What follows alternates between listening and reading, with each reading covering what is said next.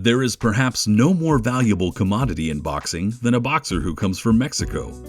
Promoters can have success without them, of course, as Main Events has with Russian-born Sergey Kovalev, and K2 Promotions has with Gennady Golovkin from Kazakhstan. But it's not easy.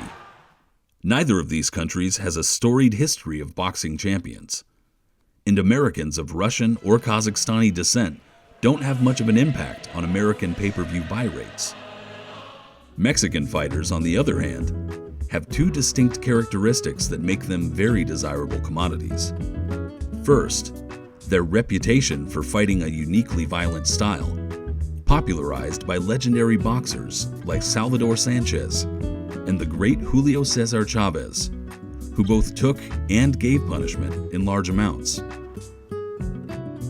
Well, traditionally, Mexican fighters have been very exciting.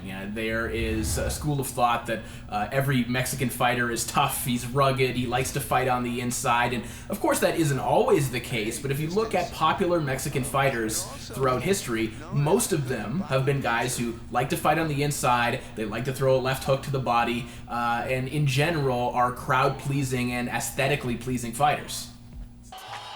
But in addition to having an appealing style, Mexican fighters also benefit from a huge and impassioned fan base. Boxing, along with soccer, are the most popular sports in Mexico. There are also over 30 million people of Mexican descent living in the United States, with another 120 million living in Mexico. Golden Boy Promotions and their Mexican-American founder, Oscar de la Hoya, know this boxing truth well. The company's flagship fighter, Sal Canelo Alvarez, while not typically Mexican in his style, is one of the premier draws in the sport.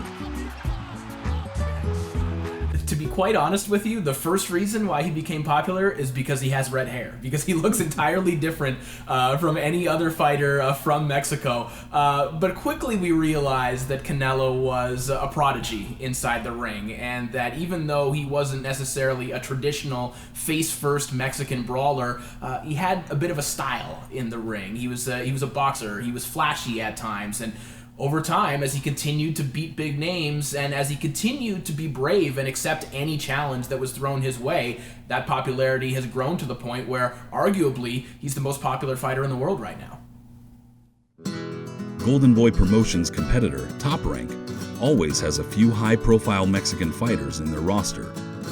Right now, it's WBO featherweight champion Oscar Valdez and WBO super middleweight champion Gilberto Ramirez, two excellent fighters. While both are decent attractions, it's Alvarez who may already be boxing's #1 pay-per-view draw.